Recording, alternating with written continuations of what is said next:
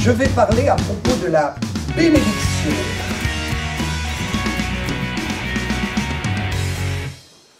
Et je voudrais expliquer que nous devons comprendre qu'il y a la bénédiction matérielle et la bénédiction spirituelle. La bénédiction spirituelle inclut la bénédiction matérielle. La bénédiction matérielle n'inclut pas forcément la bénédiction spirituelle. Donc, ce qui est important, c'est que je sois béni spirituellement.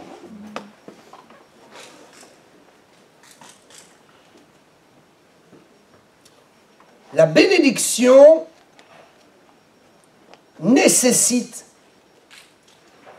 un effort, un engagement, une confession, une lutte, un combat. Le salut ne nécessite pas un combat, une confession répétée. Le salut s'obtient uniquement par la foi en Jésus-Christ, en confessant ses péchés devant Dieu, en se reconnaissant pécheur. Et le salut est immédiat pour ceux qui, sincèrement, se reconnaissent pécheurs et reconnaissent que le seul moyen d'être sauvé, c'est le sacrifice de Jésus-Christ à la croix du Calvaire, à la croix de Golgotha, à côté de Jérusalem. Le salut vient automatiquement quand nous confessons nos péchés, que nous pleurons sur nos péchés, que nous crions à Dieu, « Seigneur, lave-moi de mes péchés. Je suis pécheur, je le reconnais. J'ai besoin d'être sauvé. » Automatiquement, quiconque confessera le nom du Seigneur Jésus sera sauvé. Le brigand sur la croix n'a même pas fait de formule évangélique. Il a juste dit « Souviens-toi de moi ». Autrement dit, Jésus a ressenti dans ses paroles que cet homme était en train de se repentir et reconnaissait la seigneurie absolue de Jésus. Il reçoit le salut immédiatement. Ce soir, tu seras avec moi. La nuit tombait déjà. Et Jésus disait cela parce qu'il se passait encore un peu de temps avant qu'il expire. Ce soir, tu seras avec moi. Ok, le salut. Mais la bénédiction nécessite la grâce et la faveur de Dieu sur votre vie. Vous me direz, si je suis sauvé, j'ai la faveur. Bien sûr. Mais il faut la cultiver, la conserver. Et il faut vivre dans la faveur de Dieu. Car je peux être sauvé et commencer à sortir de la faveur de Dieu. La bénédiction, nous ne le redirons pas assez. La bénédiction est une question de foi, d'engagement. Non pas une seule fois, mais plusieurs fois. La preuve, c'est qu'il y a des chrétiens sauvés, et réellement sauvés nés de nouveau, qui vivent et qui pataugent dans leur malédiction, qui sont constamment englués dans les marécages des difficultés, des malédictions, des problèmes, des maladies. Ce qui veut bien dire que la bénédiction est quelque chose que l'on doit rechercher, pour laquelle on doit se battre. Et nous ne l'avons pas assez dit dans nos églises. Nous ne l'avons pas assez signifié dans nos églises. Et nous laissons les gens dans une incertitude et dans une espèce de théologie humaine où il n'y a pas de réponse. Nous laissons les gens comme cela, en les laissant penser qu'ils ont le salut et que si Dieu veut les bénir, il les bénira. Mais Dieu veut te bénir. Alors pourquoi tu n'es pas béni? Non, si Dieu veut me guérir, il me guérira. Mais Dieu t'a guéri. Alors pourquoi tu ne manifestes pas la guérison? Dieu a mis à ma disposition toutes les richesses de ce monde. Alors pourquoi tu ne payes pas tes factures de fin de mois? Pourquoi tu es un mauvais témoignage auprès de ton loueur d'appartement ou de maison? Pourquoi est-ce que tu es toujours dans la pauvreté? Pourquoi tu es si irrité lorsque tu vois le chrétien être béni financièrement à tes côtés alors que toi tu es pauvre? Parce que la bénédiction nécessite de ta part un acte, un engagement, une manifestation de la foi. Le salut t'est donné immédiatement. La bénédiction est un champ ouvert dans lequel tu dois rentrer. Toutes choses sont devenues nouvelles. Ça veut dire quoi? Ça veut dire que tu étais mort dans tes péchés et tu es maintenant transporté dans le royaume de sa justice. Mais dans ce royaume, les bénédictions sont autour de toi. C'est à toi à les prendre, à t'en saisir. C'est à toi à créer l'opportunité pour te saisir de la bénédiction qui est autour de toi. Toutes choses sont nouvelles, mais toi, tu peux rester dans le passé. Toutes choses sont devenues nouvelles. L'environnement que Dieu a déclaré pour toi est un environnement nouveau. Mais je peux être dans un nouvel environnement et vivre comme si j'étais encore dans mon ancien environnement. Il y a des gens qui étaient pauvres, ils deviennent millionnaires. Ils grattent un ticket et ils sont millionnaires. Et quand vous les voyez vivre, pas tous, mais nous entendons ce type de témoignage. Certains, leur vie n'a pas changé. Ils ont des millions sur le compte et ils vivent toujours comme ils vivaient avant, alors qu'ils sont dans un autre environnement. Mais ils ne savent pas profiter de leur nouvel environnement. Toutes choses sont devenues nouvelles et moi je me comporte encore comme si Dieu n'avait rien changé. Toutes choses sont devenues nouvelles, cela veut dire tout est à notre disposition, tout est à notre portée, tout est là à la portée et à la distance de ma foi. Plus ma foi est courte, et moins j'attrape de bénédictions dans ce nouvel environnement. Plus ma foi est grande et large, et plus je vais saisir dans l'environnement nouveau qui est spirituel ce que Dieu me donne. C'est pourquoi nous devons comprendre une chose fondamentale. Je viens à la lecture de la parole. Israël a été béni matériellement. Et l'Église a été bénie spirituellement. Ce qui vient en premier pour Israël est une bénédiction directe, une connexion directe avec les biens matériels, mais pas une connexion directe avec les biens spirituels. Ce qui se passe pour l'homme nouveau qui est né en Jésus-Christ, celui qui a été régénéré par le sang de la nouvelle alliance, pour lui, il est connecté directement, non pas aux biens matériels, mais aux biens spirituels qui lui permettront d'atteindre les biens matériels, ce qui est plus grand. Regardez, prenons l'exemple d'Abraham. Dans Genèse 12, verset 1, Dieu dit, va dans le pays que je te montrerai. Dieu parle d'un pays physique. À nous, il parle d'un pays spirituel. Le royaume de Dieu n'est pas un pays visible avec les yeux humains. Il dira aussi, au verset 2, « Je ferai de toi une grande nation et je te bénirai, je rendrai ton nom grand et tu seras une source de bénédiction. Je bénirai ceux qui te béniront et je maudirai ceux qui te maudiront et toutes les familles de la terre seront bénies en toi. » Il est question ici d'une bénédiction matérielle. Ceci s'est accompli, et s'accomplit encore aujourd'hui. Les Juifs sont bénis matériellement. Qu'ils aillent à la synagogue ou qu'ils n'y aillent pas. Qu'ils honorent Dieu ou qu'ils ne l'honorent pas. Ils sont bénis matériellement.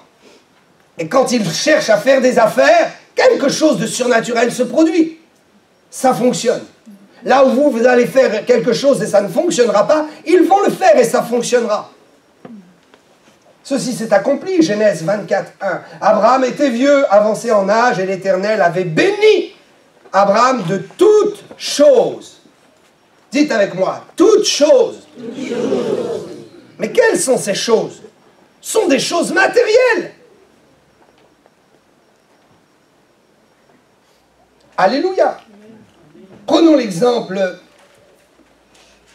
d'Israël dans son ensemble, de comment Dieu a parlé à Israël sur la bénédiction.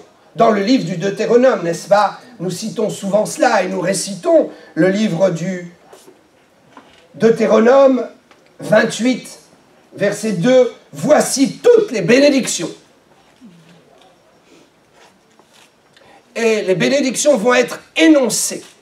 Et quand vous lisez les bénédictions, il n'est question que, absolument que et uniquement que de bénédictions matérielles. Il n'est pas question qu'ils vont chasser des démons. Il n'est pas question qu'ils vont guérir des malades. Il n'est pas question qu'ils auront une onction et quand ils parlent, les gens se convertiront à Dieu. Il sera béni dans la ville, dans les champs, dans le pays. Le fruit de tes entrailles, tes enfants, ta descendance sera béni. Et même le fruit de tes récoltes. Quand tu sèmes, même là où ça ne pousse pas, pour toi, ça va pousser.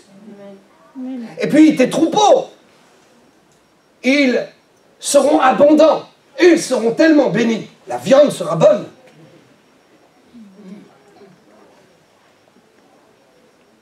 Tu seras béni. Et même vis-à-vis de tes ennemis, je vais te donner la victoire. Tu les mettras à terre et tu prendras même leurs biens. Excepté quand j'aurai décidé que leurs biens ne sont pas pour toi et doivent être brûlés et dévoués par interdit. Sinon, tu te serviras. Quand ils ont quitté l'Égypte, ils se sont largement servis. De quoi? De biens matériels. Ok, laissez-moi venir au fait. Suivez-moi bien. Au verset 9 de Deutéronome 28, juste un déclic. Tu seras pour l'Éternel un peuple saint lorsque tu observeras ses commandements. Autrement dit, je désire que tu sois un peuple saint et tu auras la sainteté quand tu observeras ses commandements. Quand tu observeras ses commandements, tu auras la bénédiction matérielle. Mais tu pourras obtenir aussi la sainteté. Ça veut dire que si tu n'observes pas vraiment ces commandements, tu seras emporté par une bénédiction malgré toi, matérielle.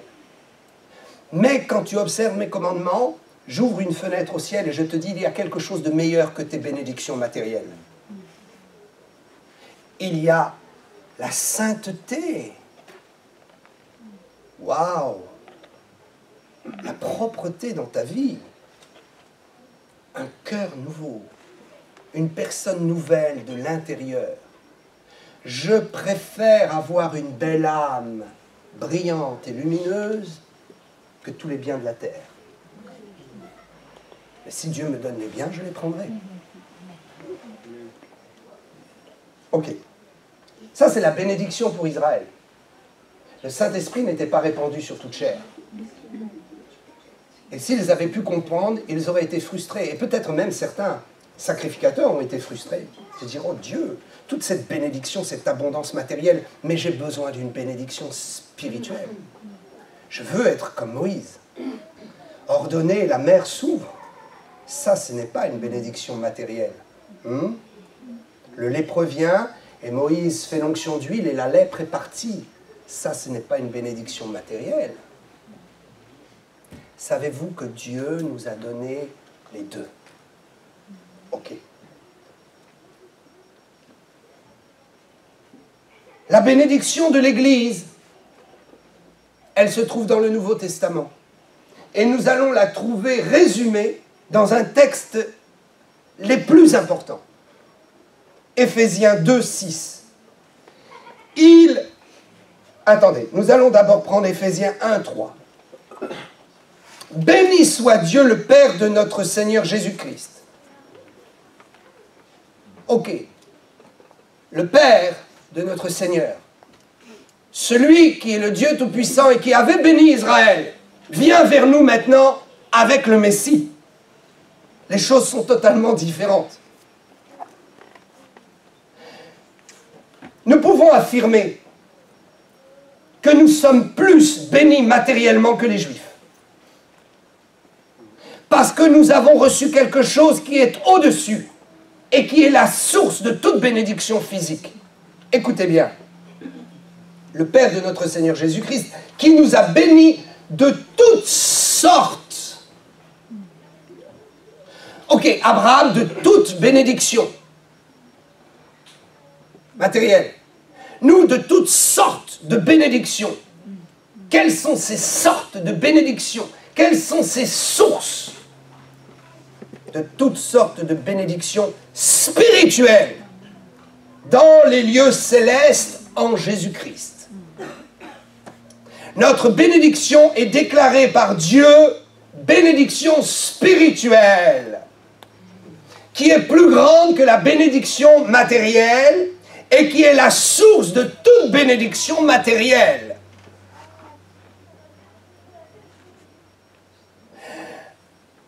Ok. Ce pupitre est matériel. Je bénis celui qui l'a fabriqué. Mais dans 50 ans, ce pupitre ne sera plus rien. Ok, disparu. Donnez-lui même 10 ans, il disparaît. Mais la bénédiction spirituelle ne diminue et ne périt jamais. Cela veut dire que si je suis béni spirituellement et que je possède un bien qui disparaît, automatiquement, il est remplacé par un autre bien. Parce que ma bénédiction, ce n'est pas juste ça. Ma bénédiction, c'est tout ce qui est à l'origine de ça. Quelqu'un a pensé ce pupitre. Quelqu'un l'a dessiné. Ce pupitre est sorti de la tête de quelqu'un. Ce pupitre a une essence dans le monde spirituel. Les matériaux qui ont fait ce pupitre sont des matériaux transformés par l'intelligence humaine, spirituelle. Ça a été dans la tête de quelqu'un comment faire du plastique à partir de matériaux connus. Et même si vous prenez l'origine, la matière même qui a été transformée pour faire ce pupitre, qui a été transformée par une intelligence, qui a été transformée dans le monde spirituel. Même l'origine de ces matériaux, c'est Dieu qui les a créés par sa parole. Ce pupitre est entièrement d'origine spirituelle. Ne venez pas me dire que les tâches matérielles ne sont pas spirituelles. Ne venez pas me dire que la bénédiction financière n'est pas spirituelle. Certains ont tordu le sens de ce verset.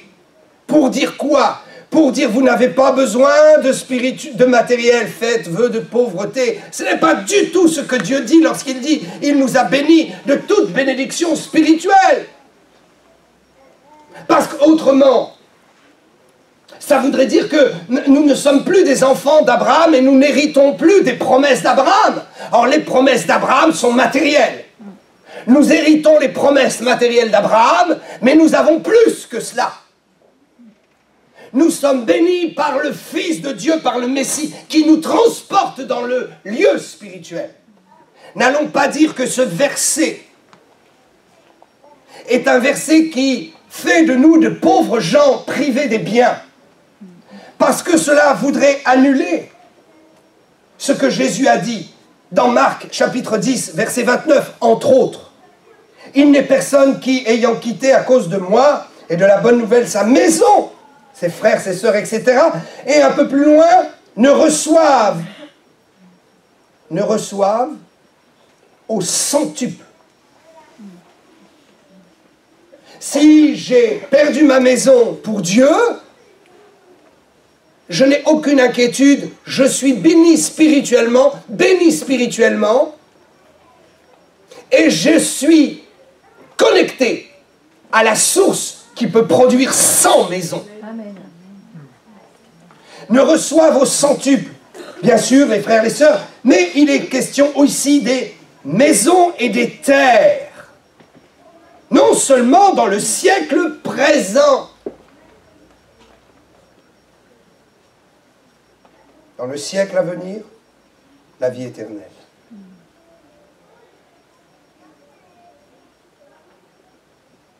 Ne reçoivent au centuple, présentement dans ce siècle présent. Présentement, c'est déjà suffisant. Dieu rajoute dans le siècle présent.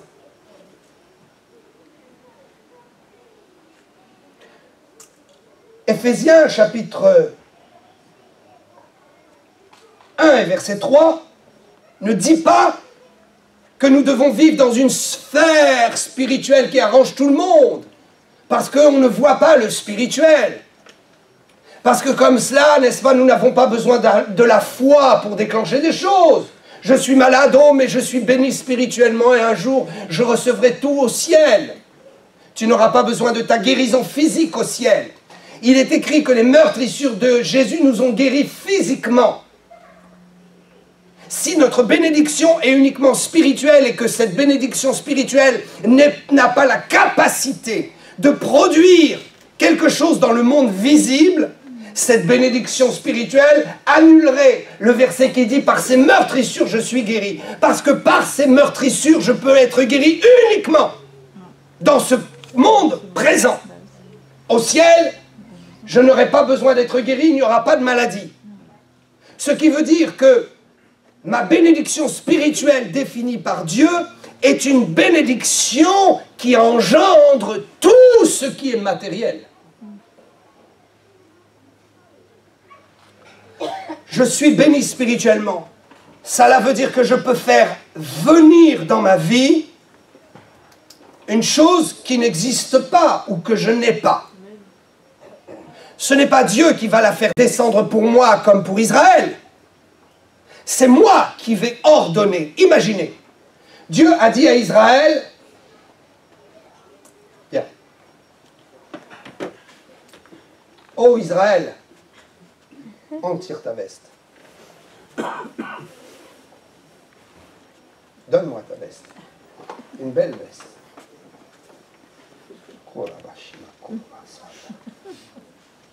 Une belle veste. Oh Israël, je suis ton Dieu. Je vais te bénir. La vérité, tu n'as pas de veste. Mets-toi cette veste-là. Ok. La vérité, tu as besoin d'une belle tablette. C'est les temps modernes. Voilà une belle tablette. Ça, c'est ce que Dieu fait avec Israël, n'est-ce pas? Mais revenons un peu en arrière. Rembobinons le film.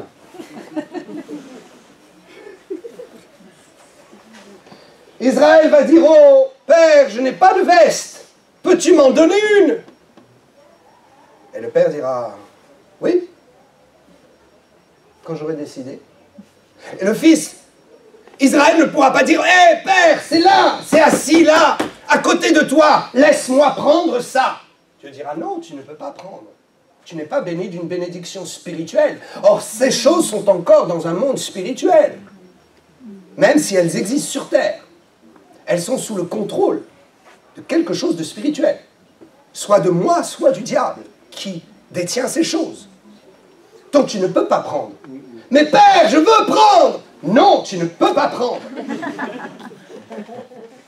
Ok. Maintenant, nous avons l'Église. Nous avons un fils du royaume. Et Dieu dit au fils du royaume, tu es béni de toute bénédiction spirituelle. Ok, je m'écarte. Tout ce qui est là est à toi. Prends-le. Prends ce que tu as besoin. Père, j'ai besoin. Ok, tout ce que je vais te donner, c'est la foi de pouvoir prendre. Je ne vais pas prendre ça et te le donner comme je l'ai fait pour Israël. Non. Ce que je vais faire, je vais te donner la foi. Je vais te dire, tu m'as prié, tu m'as prié. Prends, s'il te plaît, prends-le. Voyez la différence. Nous sommes bénis de toutes sortes de bénédictions spirituelles. Dieu a ouvert pour nous le lieu où se trouvent toutes les bénédictions. Tout ce dont nous avons besoin. Tout ce dont nous pouvons nous emparer. C'est pourquoi il faut lutter. Et il faut chasser l'esprit de pauvreté, l'esprit de nudité. Et dire, toi, esprit de nudité, tu vas me laisser tranquille, parce que Dieu a déclaré que la porte est ouverte et que j'ai accès au royaume. Alléluia. La porte a été franchie, l'accès au royaume de Dieu par le sang de Jésus.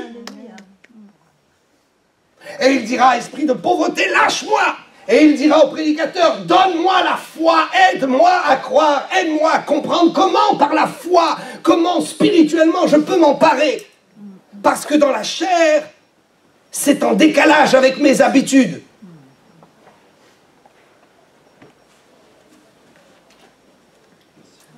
Que Dieu soit loué.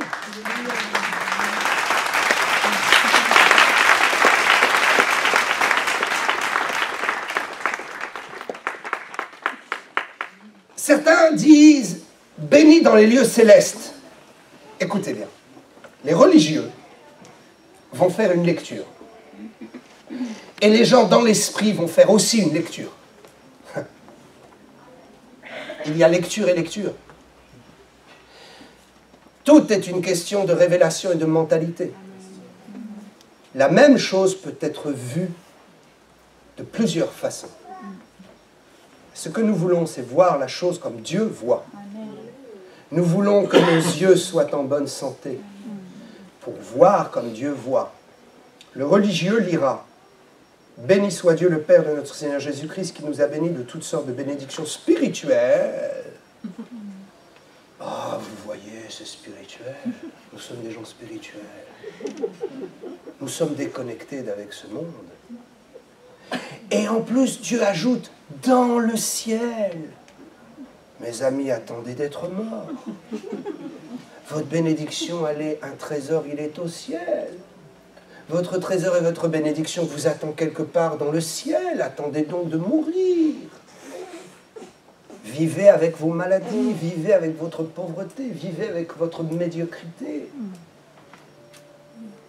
Ça, c'est la lecture des religieux, parce qu'ils ne savent pas une chose. C'est que, en Jésus-Christ, j'ai été transporté et je suis assis dans les lieux célestes. Je suis assis avec Jésus. Les lieux célestes ici ne sont pas désignés comme les lieux éternels de ma résidence, mais sont désignés comme le royaume de Dieu dans lequel j'ai accès par la foi en Jésus-Christ.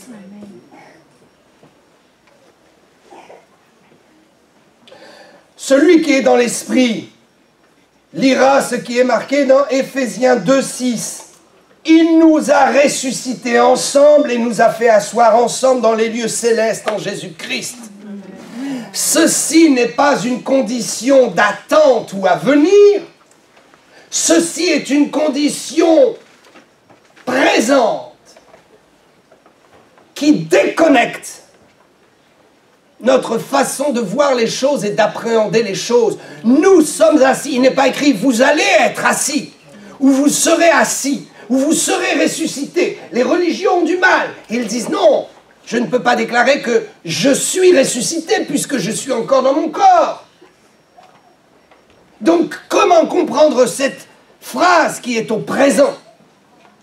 Parce que le royaume de Dieu est accessible pour moi. Parce que la porte royale a été ouverte. Parce que le sang de Jésus a ouvert une brèche qui m'appelle, non seulement qui me permet de rentrer dans le royaume de Dieu et de me servir, mais qui m'appelle à entrer dans ce royaume dans lequel je suis déjà assis par la foi. Tout est une question de foi. Il faut cesser d'être incrédule. Il faut dire oui et amen dans toute situation dans laquelle je dois entrer. Ma voiture est HS, c'est oui et amen. Cette voiture, de toute façon, ce n'était juste qu'une question de temps. Mais moi, je vis hors du temps. Donc, j'ai un remplacement quelque part. Je ne sais pas d'où viendra la bénédiction. Je ne sais pas d'où elle viendra. Mais ce que je sais, c'est que si je prends par la foi cette nouvelle voiture neuve, j'aurai les clés entre mes mains. Amen. Nous avons tellement de témoignages, n'est-ce pas?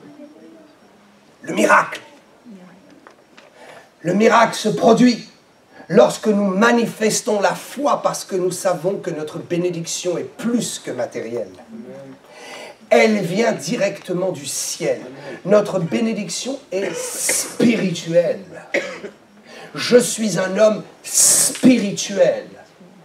La bénédiction spirituelle, c'est quoi? Quand je déclare quelque chose et que quelque chose sort de ma bouche, le monde matériel est à genoux. Amen. Le monde est à genoux devant mes paroles. Parce que j'ai l'autorité sur ce qui a été créé. J'ai la bénédiction spirituelle. Je peux ordonner à un démon de partir d'une situation. Amen. Dieu m'a donné des biens matériels. Regardez Israël. Dieu avait donné des biens matériels, mais le diable est venu détruire ces biens matériels. Le temple a été détruit. Parce qu'il n'avait pas la force de le protéger. Parce qu'il retombait dans l'idolâtrie.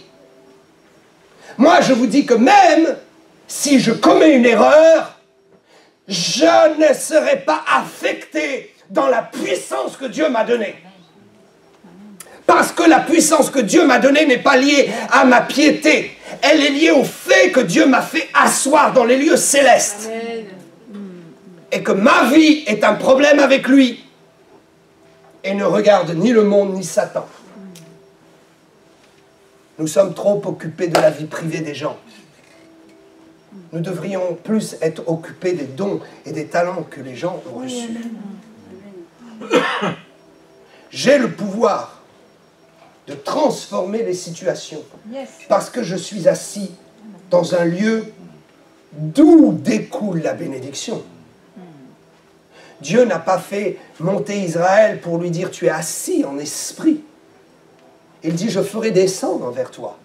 Mais nous, il nous a fait monter vers celui qui est déjà descendu à la croix. Alléluia. Ne vous privez pas de bénédictions. Les bénédictions matérielles sont la preuve que vous êtes entrés dans vos bénédictions spirituelles. Les bénédictions matérielles vont nous permettre de servir Dieu correctement dans ce monde.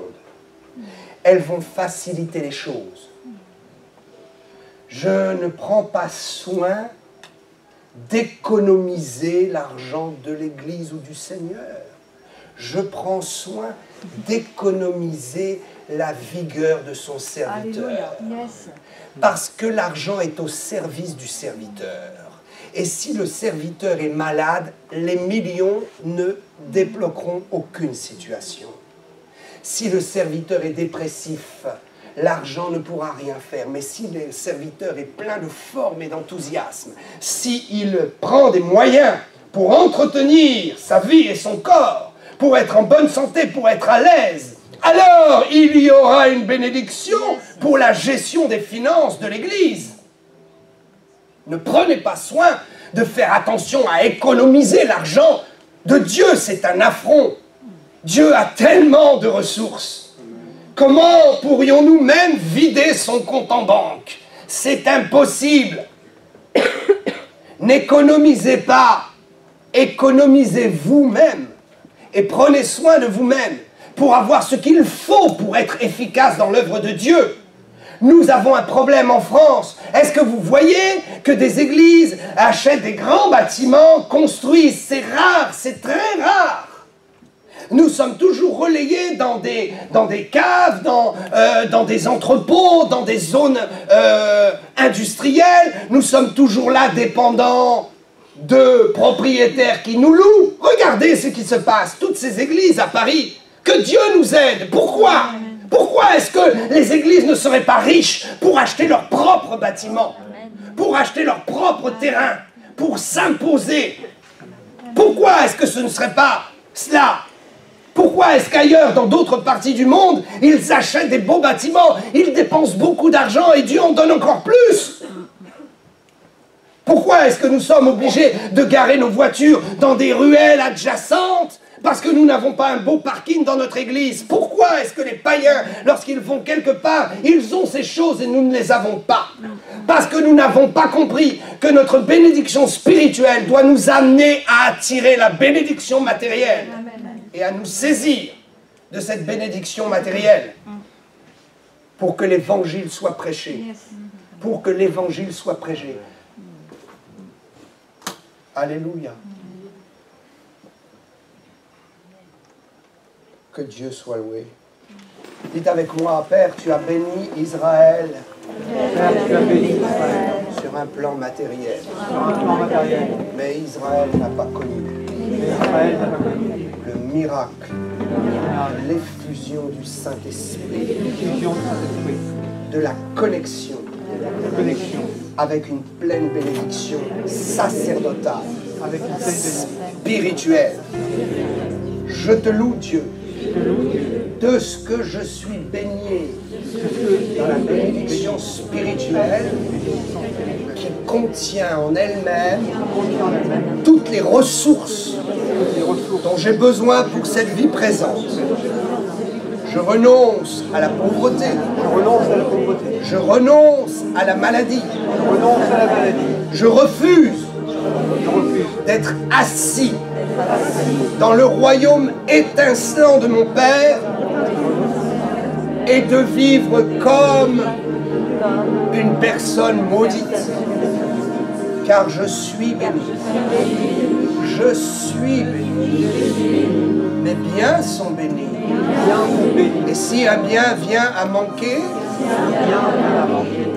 je pourrai le récupérer Je pourrai le récupérer par la foi par la foi et manifester et manifester les richesses de ton royaume. le chef de ton royaume. Ô Père, Ô Père, que mon cœur soit attaché à toi, que mon cœur soit attaché à toi, que mon esprit que mon esprit soit à l'aise soit à l'aise dans les bénédictions spirituelles dans les bénédictions spirituelles, pour guérir les malades, guérir les malades, pour annoncer ta parole, pour annoncer ta parole, pour délivrer, délivrer, pour chasser les démons, chasser les démons, pour annoncer ton royaume de lumière pour annoncer ton royaume, et que je sois comblé que je sois accompli, de tout ce qui est nécessaire tout ce qui est nécessaire dans ce monde matériel dans ce monde matériel, pour que je puisse mener à bien pour que tu puisses mener à bien la mission de l'Évangile. la mission de l'Évangile. Merci, Merci, aide-moi aide-moi, et viens au secours viens au secours de mon incrédulité. de mon incrédulité, Fais grandir la foi en moi. fais grandir la foi en moi. Je veux manifester maintenant Je veux manifester maintenant la puissance de la foi. la puissance de la foi. Je proclame que je suis béni. Je Je proclame proclame que mes enfants sont bénis. Je proclame que je reçois l'intelligence de Dieu. Je proclame que mes enfants sont intelligents. Je proclame que je ne manquerai de rien. Je proclame que l'Éternel me conduit dans de verts pâturages. Je proclame que j'aurai tout ce qu'il me faut pour vivre. Merci pour l'habitation. Merci pour le véhicule. Merci pour le travail. Merci pour la nourriture. Merci pour l'abondance. Merci pour les loisirs. Merci pour les finances. Je te loue, Père, de ce que je suis béni, de toute bénédiction spirituelle et matérielle. À toi soit la gloire.